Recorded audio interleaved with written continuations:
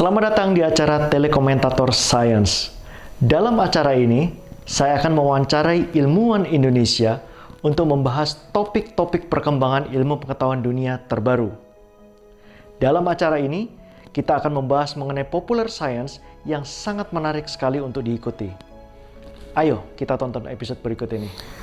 Dalam episode kali ini, kita akan membahas mengenai eksplorasi manusia ke planet Mars.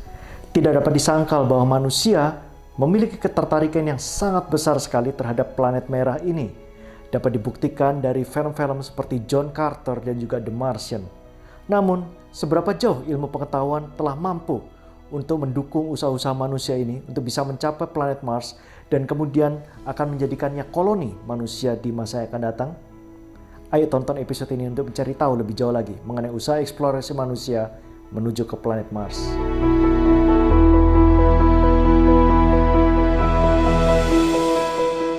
Oke, saat ini saya bersama dengan Zulkaida Akbar, seorang fisikawan Indonesia yang saat ini sedang meneruskan risetnya di University of Virginia. Mas Zul, Assalamualaikum. Waalaikumsalam warahmatullahi wabarakatuh. Terima kasih Mas Ridwan. Gimana kabarnya Mas Zul?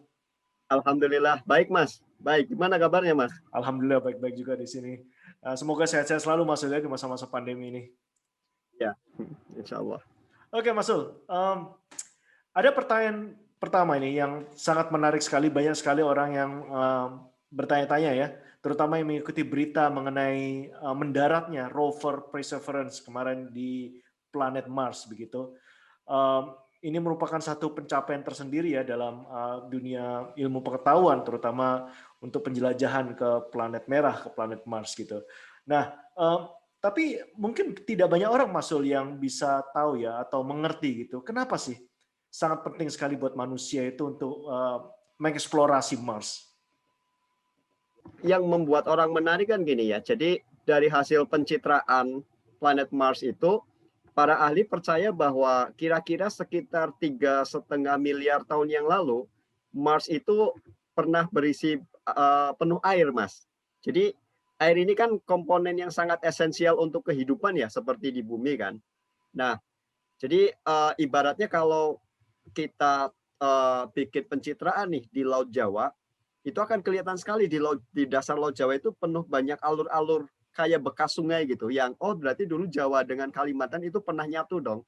Nah ini di Mars itu sangat clear sekali bekas alur sungainya, kemudian bekas deltanya gitu. Jadi saya rasa komunitas saintifik sudah sepakat bahwa sekitar 3-4 miliar tahun yang lalu itu Mars dipenuhi air. Nah maka kenapa kita pengen mengeksplor? Jadi saat ini sebenarnya baru ada 2 wahana ya, dan dua-duanya dari US yang sudah landed di Mars. Yang terakhir yang rover Perseverance itu. Yang pertama kalau nggak salah namanya Curiosity. Yang ngantri di orbitnya ada banyak. Yang dari Cina, Tianwen, tapi itu masih di orbitnya. Nah, pertanyaan pertama yang pengen dijawab oleh kita atau komunitas saintifik khususnya adalah, apa sih yang menyebabkan kok dulu banyak air, sekarang pada ngilang gitu. Nah, kita kan sekarang sedang mengalami apa yang disebut dengan climate change kan. Jangan-jangan kejadian yang serupa ini bisa terjadi di bumi loh kalau kita nggak anticipate. Itu hal pertama yang pengen dijawab sebenarnya. Makanya wahana-wahana itu yang mereka mengkolek sampel geologis paling banyak, batuan itu, untuk menjawab pertanyaan itu, apa yang menyebabkan dulu sepertinya habitable, kok sekarang enggak gitu. Apa perubahan mendasarnya dan kira-kira apakah hal serupa akan terjadi di bumi atau enggak gitu. Nah, yang kedua tentu saja ini kayaknya wajar ya, kayak yang namanya manusia kan pengen explore ya.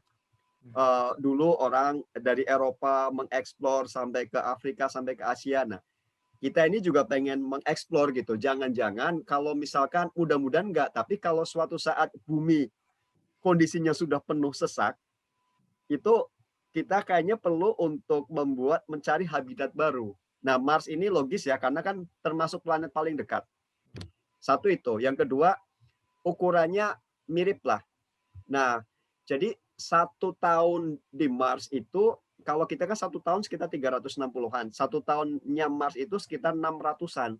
Tapi 1 hari di Mars itu cuma beda 40 menit dengan 1 hari di bumi gitu. Jadi periode rotasinya mirip-mirip lah. Nah, dengan asumsi bahwa dulu kita punya banyak sekali eh, air di Mars, kayaknya habitable gitu. Bahkan meskipun ini belum konklusi yang solid ya, tapi beberapa ahli sudah indicate bahwa ada kayak kehidupan primitif seperti mikroba di Mars gitu. Jadi di antara sekian banyak planet terdekat kita, Mars yang paling memungkinkan untuk habitable sebagai ya bisa dibilang future habitatnya humankind gitu. Itu Mas, dua alasan itu sepertinya yang mendrive orang untuk berlomba-lomba mencapai Mars gitu kan. Baik US, kemudian dengan NASA-nya, Eropa dengan ESA-nya, kemudian yang terakhir kemarin itu ada bahkan Uni Emirat Arab kan baru meluncingnya. Nggak tahu nih, mudah-mudahan nyampe ke orbitnya gitu. Oke, Mas Sul. Em, Manusia ini ya, kalau kita lihat dari banyak berita-berita dan juga film-film terutama, itu kita bisa kelihatan sekali, Mas Sul, bahwa manusia itu sangat tertarik sekali dengan planet Mars ya. Kita menonton ada film The Martian, kemudian belakangan ini juga dengan sedikit mungkin ya ada bisa dikatakan perlombaan antara dua orang terkaya di dunia, Elon Musk dan Jeff Bezos gitu, mencoba untuk mengirimkan dan menempatkan manusia di planet Mars gitu. Kalau dari sepengetahuan Mas Sul sendiri ya, apa sih yang mesti dipersiapkan oleh manusia ya atau para ilmuwan gitu sebelumnya sebelum kita bisa menjadikan Mars itu sebagai koloni manusia? Uh, Kalau untuk menjadikan Mars habitable itu memang sangat challenging sekali Mas ya. Jadi gini, pertama dari hal simple aja yaitu atmosfernya. Atmosfer Mars itu tipis sekali. Kalau nggak salah sekitar 1% dibanding atmosfer bumi gitu. Jadi tekanannya juga sangat rendah sekali kan. Jadi kalau misalkan manusia tiba-tiba ada kayak pintu kemana saja nih di bumi tiba-tiba pindah ke Mars gitu kan. Wah itu langsung darah keluar segala macam cairan keluar dari permukaan tubuh gitu karena kan tubuh kita manusia kan sudah evolve sudah berevolusi untuk beradaptasi dengan tekanan bumi yang kira-kira 1 atmosfer.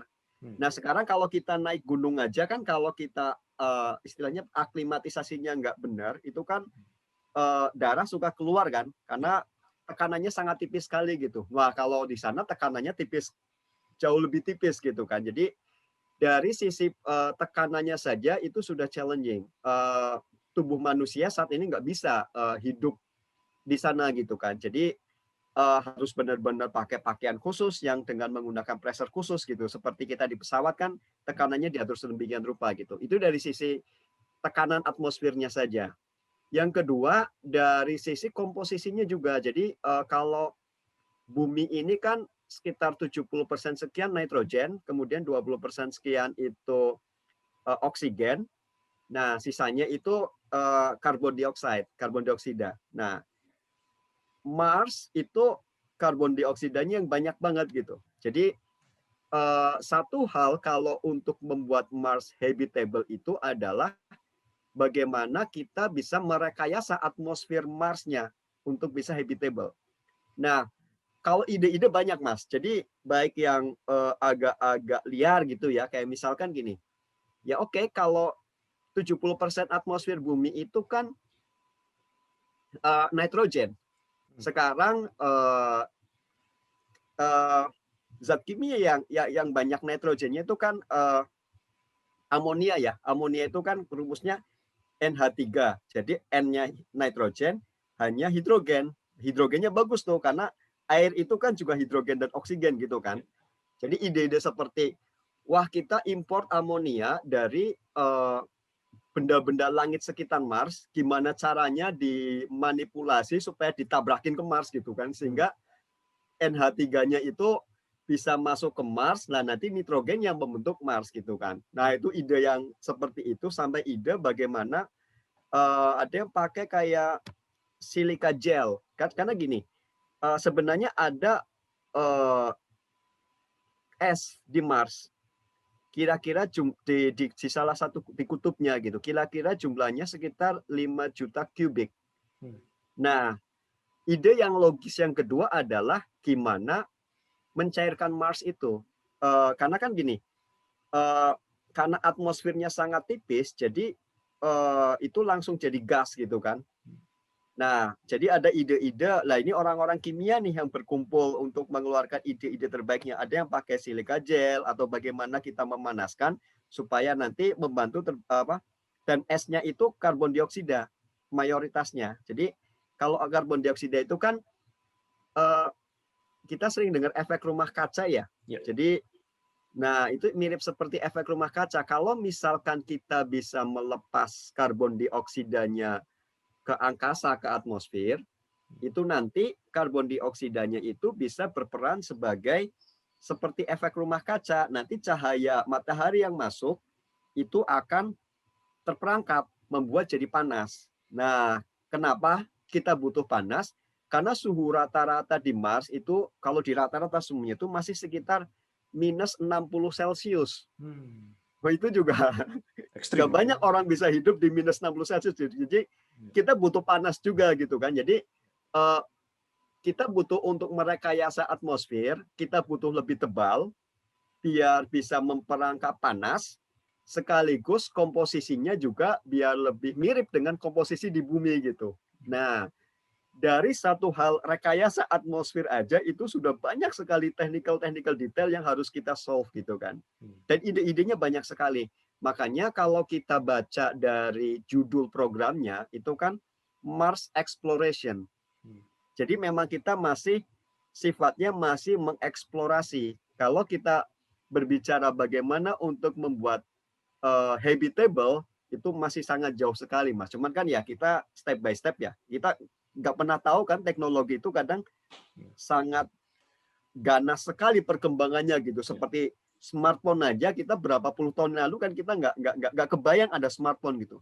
Jangan-jangan beberapa puluh tahun ke depan kita sudah punya teknologi yang canggih untuk merekayasa atmosfer Mars. Nah, uh, jadi itu Mas, makanya sekarang fasenya masih eksplorasi. Jadi tujuan dari uh, yang rover Perseverance itu memang mengumpulkan sampel-sampel geologis yang nanti akan dianalisis untuk membuat skenario-skenario yang paling memungkinkan, paling cost-nya paling murah untuk merekayasa atmosfer Mars. Itu dari sisi atmosfernya. Itu pun sudah panjang gitu kan. Belum dari sisi energinya gitu kan. Energi resource-nya itu juga kita butuh energi itu bagaimana. Ya gitu Mas. Jadi ini bisa dibilang seluruh effort ini merupakan baby step sih. Baby step yang harus dilakukan. 1 mile pertama lah dari 1.000 mile scientific journey yang harus dilakukan sebelum sampai pada membuat Mars itu habitable untuk manusia gitu. Mas Sul tadi kan dalam penjelasan sebelumnya tadi menyebutkan beberapa negara gitu yang telah mengirimkan misinya ya ke planet Mars. Di Amerika Serikat, kemudian Eropa, kemudian tadi juga menyinggung ada Tiongkok dan juga Uni Emirat Arab gitu ya. Tapi di beberapa waktu yang lalu kita juga mendengar bahwa negara India berhasil mengirimkan misinya ke Mars dengan biaya yang lebih murah daripada pembuatan film Martian gitu. Nah, film Hollywood, betul. kalau dari kacamata Mas Zul sendiri, bagaimana ini? Apakah misi ke Mars ini sekarang memang relatively ini ya, secara biaya dan secara teknologi udah terjangkau gitu untuk kebanyakan negara di dunia ini? Jadi gini Mas, kalau kita berbicara, yang pertama kita apa sih sebenarnya yang memotivasi negara-negara itu untuk berlomba-lomba mencapai Mars ya? Karena ini menyangkut masalah politik dan ekonomi sebenarnya yang jangka pendeknya. Jadi gini, kalau kita tengok nih website NASA-nya tentang Mars ya, itu menarik itu kata-katanya itu bukan yang di underline itu bukan tentang ya tadi future of humanity gitu kan. Yang digarisbawahi justru adalah US leadership, US dominance gitu. Jadi bagaimana mengokohkan kepemimpinan Amerika terkait sains dan teknologi. Jadi satu hal yang harus digarisbawahi adalah proyek-proyek mercusuar ini seperti mengirimkan manusia ke bulan, mengirimkan wahana ke Mars, itu sebenarnya yang dikejar itu bukan hanya titik goalnya saja. Kayak misalkan gini, kita mengirim manusia ke bulan, Amerika mengirim Neil Armstrong ke bulan, bulannya sendiri kan nggak ada guna langsungnya kan. Ya. Kita juga nggak menambang di bulan, kayak nggak ada gunanya gitu. Tapi bagaimana proses mengirimkan manusia ke bulan itu muncul banyak sekali teknologi-teknologi yang pada akhirnya mendrive kepemimpinan Amerika dalam hal sains dan teknologi dan pada akhirnya ekonomi. Ini sebagai contoh saja, sebagai contoh ya. Jadi ada teknologi GPS, Global Positioning System. Ini lahir dari proyek-proyek seperti ini. Yang kedua ada teknologi precision engineering. Jadi bagaimana engineering yang sangat-sangat precise yang dibutuhkan untuk tujuan-tujuan itu. Ini sebagai ilustrasi aja, Mas. Jadi kemarin-kemarin kan US itu masih punya program untuk istilahnya itu low orbit satellite ya. Jadi kan kayak kita punya International Space Station gitu. Ya. Nah, US itu punya beberapa wahana. Yang terakhir kemarin itu ada Atlantis, ada Challenger yang meledak tahun 86, ada 5 atau 6 wahana Space Shuttle lah. Ya. Nah, pada era Space Shuttle itu meluncurkan Space Shuttle sampai ke orbit, misalkan ke International Space Station, itu sebenarnya waktunya cuma sekitar 10-15 menit, Mas.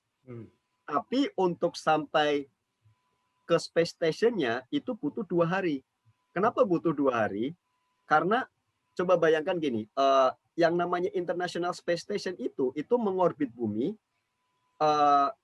setiap 1,5 jam itu dia mengorbit bumi, mengelilingi bumi gitu. Jadi orang bisa ngelihat matahari tenggelam setiap 1,5 jam sekali gitu kan. Artinya kecepatannya itu sangat-sangat tinggi gitu. Nah, sekarang itu bisa puluhan ribu kilometer per jam gitu. Nah, kalau bagaimana kita bisa attach si Space Shuttle itu ke International Space Station, ya itu benar-benar tricky. Karena kalau dari 10.000 itu, kalau misalkan 1% aja meleset, itu hancur dua-duanya, tabrakan gitu. Jadi makanya begitu nyampe ke istilahnya orbitnya, dia harus menunggu, alignment-nya itu harus ditunggu, kemudian harus di-adjust sedemikian hingga kecepatannya itu sama persis sampai sehingga si Space Shuttle-nya itu bisa attach ke International Space Station-nya. Nah, itu hanya salah satu ilustrasi saja bahwa mengirimkan orang ke orbit itu butuh precision engineering yang luar biasa. Harus benar-benar presisi. Nah, turunan precision engineering itu yang bisa dipakai di banyak hal. Teknologi militer, teknologi-teknologi yang padanya develop pertumbuhan ekonomi. Nah, jadi itu satu hal yang harus digarisbawahi bahwa bukan ending goal-nya, tapi bagaimana teknologi-teknologinya itu bisa mendorong negara-negara untuk menguasai sains, teknologi, dan ekonomi.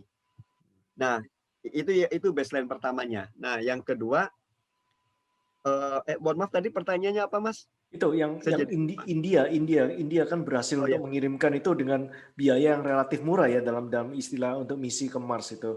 Dan apakah secara teknologi atau secara biaya memang kita udah terjangkau gitu, Mas, untuk mengirimkan misi ke Mars? Jadi teknologi itu memang yang membuat ramai kan bukan teknologinya, tapi yang muncul di headline ya. Dia bisa membuat dengan harga yang murah sekali gitu. Jadi masalah cost-nya itu memang benar, Mas. Jadi kalau saya sih percaya sebenarnya bisa terjangkau. Maksudnya satu field itu masalah inilah. Jadi jangankan Mars ya, yang paling dekat aja Korea Utara itu bisa meluncurkan rudal antar benua gitu. Nah, bisa mengembangkan program nuklir. Padahal Korea Utara kan kita dengar headline-nya kan kelaparan masih banyak, GDP-nya juga rendah gitu kan. Tapi karena ada political will dari pemimpin Korea Utara, maka resource-nya itu pun bisa dialokasikan untuk membuat program rudal antar benua dan program nuklir gitu. Jadi ini masalah political will sebenarnya. Kalau India bisa dengan harga semurah film Hollywood, Indonesia ini sebenarnya bisa. Sangat bisa. Kalau masalah terjangkau atau enggak kan itu yang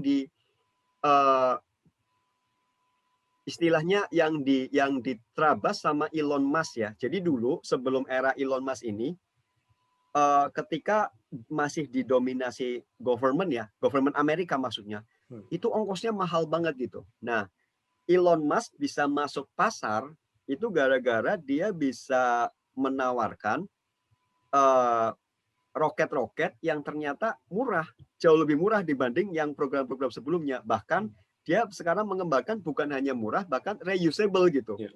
Bisa dipakai lagi gitu kan. Ya. Jadi kalau bercermin dari masalah yang North Korea tadi, kemudian bagaimana Elon Musk bisa memasuki pasar karena bisa menerapkan eh, roket yang murah, kalau saya sih percaya terjangkau sebenarnya biayanya, Mas. Ini tergantung willingness oleh kita, misalkan Indonesia, mau mengalokasikan resort ke sana atau enggak. Yang kedua, tentu saja strateginya ya, it takes time gitu. It needs money and it takes time. Nah, tapi kalau kita bisa menstrategikan dengan baik, step-stepnya, kita kan sudah ada 8 ya, Indonesia sudah punya 8, kemudian eh, orang-orang LIPI juga saya kira juga adalah yang kompeten di itu gitu. Tinggal diorganize, ada willingness dari kita masyarakat Indonesia, strateginya dirancang dengan baik, insya Allah kita bisa kok. Nah ini jawaban dari Mas Zul tadi ini benar-benar membawa kita ke ini, tepat sekali membawa ke pertanyaan terakhir saya ini. Dalam konteks Indonesia saat ini, apakah perlu Indonesia ikut mengirimkan atau berusaha ikut mengirimkan misi ke Mars? Kalau menurut saya sih gini, jadi pemerintah kan beberapa waktu lalu mencanangkan visi Indonesia Emas 2045 ya. Ini yang menarik, ini yang sedang jadi bahan kajian yang hot di banyak institusi gitu. Jadi bayangannya kenapa 2045, pada saat itulah Indonesia berusia 100 tahun. Misinya adalah kita berdaulat, makmur. Nah, ada 4 pilar nih yang kemudian disusun untuk mencapai visi Indonesia 2045 ini. Pilar pertama itu menarik, penguasaan SDM dan penguasaan iptek. Nah, pemerintah sudah banyak menurunkan ke dalam banyak dokumen-dokumen perencanaan ya, termasuk yang saya baca dari dokumen perencanaannya Menristek adalah low orbit satellite gitu. Jadi low orbit satellite ini yang sedang digagas dalam waktu dekat ini. Memang belum berbicara tentang Mars sejauh itulah. Kalau untuk perencanaan yang sudah ada sekarang di dokumen-dokumen perencanaan. Tapi kalau berbicara perlu atau tidaknya, saya rasa perlu. Saya kira perlu karena kita butuh proyek mercusuar untuk meningkatkan kebanggaan atau nasionalisme bangsa, dan itu menjadi titik nol kemajuan. Saya belajar banget dari Shinkansen di Jepang, spirit Shinkansen di Jepang. Jadi ketika waktu itu pemerintah Jepang, kita perlu kereta yang kecepatannya sekian gitu, dipatokkan. Nah, waktu itu engineer-engineernya pada ribut tuh awalnya tuh. Kenapa harus kecepatnya sekian? Kalau kecepatannya lebih rendah 70% aja itu masih jadi kereta tercepat gitu kok. Kan apalagi kan secara engineering itu benar-benar luar kan waktu itu kalau tidak salah pengen menghubungkan Tokyo dengan Osaka gitu kan. Nah, itu banyak gunung nih. Jebol gunung mahalnya luar biasa. Mau muter kalau kecepatan tinggi, kalau muter itu kan di fisika ada istilahnya gaya sentrifugal ya. Itu orang kelempar kan kalau nggak engineeringnya nggak hati-hati kan mutar dengan kecepatan tinggi orang kelempar gitu. Itu ribut sekali itu orang-orang. Tapi pemerintahnya ngotot. Secara keekonomian juga waktu itu belum clear banget sebenarnya ini menguntungkan atau enggak gitu. Tapi ternyata begitu jadi bukan sisi ekonomi semata yang menjadi titik tujuan ketika Shinkansen itu dibangun. Itu masyarakat Jepang kan waktu itu baru kalah perang ya. Wah, itu langsung nasionalismenya langsung membumbung tinggi gitu. Kita bisa ternyata gitu kan. Kita bisa gitu. Dan waktu itu akhirnya yang menarik talent-talent dari melarik perhatian dari dunia luar juga loh. Ini negara belum lama kalah perang bisa bikin Shinkansen gitu. Nah, itu sih jadi hal-hal yang mungkin bukan hal yang sifatnya ekonomis, tapi hal-hal yang ini sangat strategis untuk mempersatukan bangsa, untuk memberi kita kebanggaan besar lah dan menjadi titik nol kemajuan. Jadi menurut saya perlu, sangat-sangat perlu. Jadi sangat Hanya penting perlu sekali. distrategikan dengan baik gitu. Ya, jadi sangat penting sekali Mas Zul. Ini bukan hanya dilihat dari segi ekonomi aja, tapi kita juga segi kebanggaan ya dari bangsa Indonesia sendiri bahwa kita juga mampu untuk melakukan hal-hal bahkan lebih daripada negara-negara lain gitu. Dan ini juga mudah-mudahan bisa menjadi inspirasi juga Mas Zul ya. Harapan kita generasi-generasi muda lebih banyak lagi yang terlibat dalam pengembangan teknologi di Indonesia ini.